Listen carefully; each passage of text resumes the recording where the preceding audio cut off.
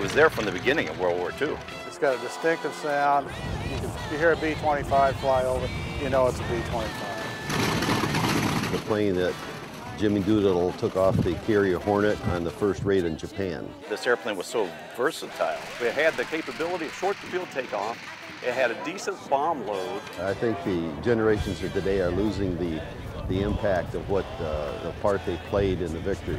These planes will not fly forever. And they'd hate the history to be lost. People, you know, take for granted World War II's over and they think it was something that happened in history books, but this is living history right here.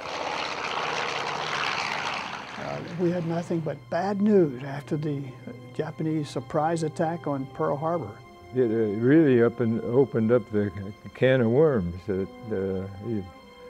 by their attack on Pearl Harbor. We needed something to strengthen our morale in that we could and we would fight back.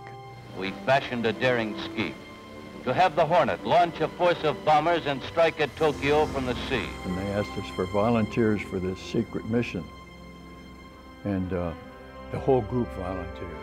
After avoiding 2 enemy patrol vessels, the task force realized they were sighted by a Japanese picket boat. Doolittle, forced into the decision, ordered the planes to be launched.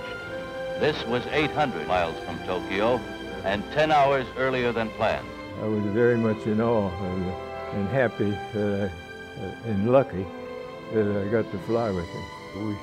We respected him very much for all of his ability and his forcefulness. Wonderful man, wonderful leader. He not only knew how to fly, but he also knew all about the engine performances and all about the airplane itself. At 12:15, the attack was opened by Doolittle, who dove in before he unloaded his incendiaries upon the Japanese capital.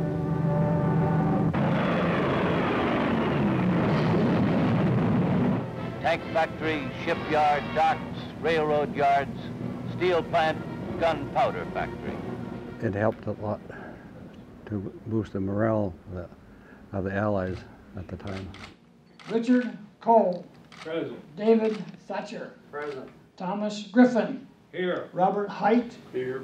The beautiful goblets as you saw them are symbolic of the 80 men who flew that magnificent counteraction against the Japanese in 1942. To those who are gone. To those who are gone. There is a bottle of cognac, and it's 1896, which is the birth year of General Doolittle. The last 2 raiders will share a drink from that bottle, and that'll be the end.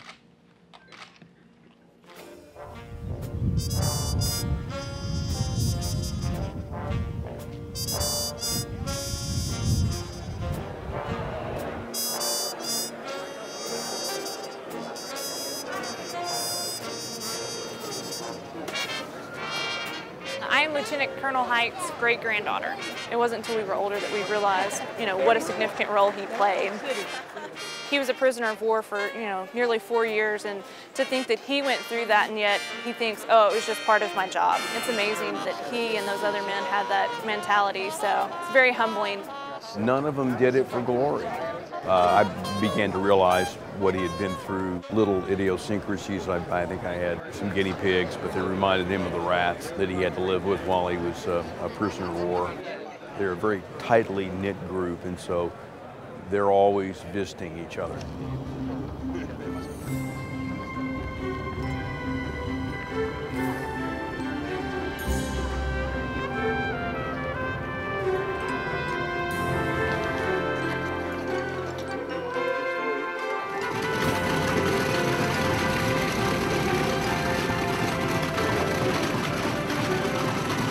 Doolittle Raiders have left us a tremendous legacy.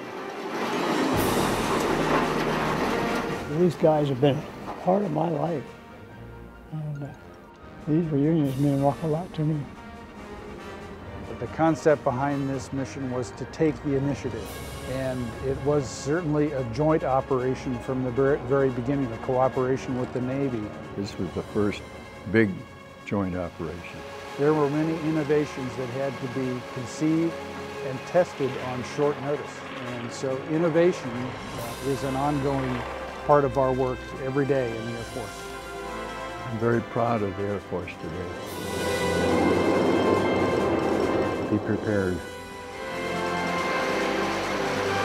Not only do the minimum, do more than the minimum that your job requires. Work at it.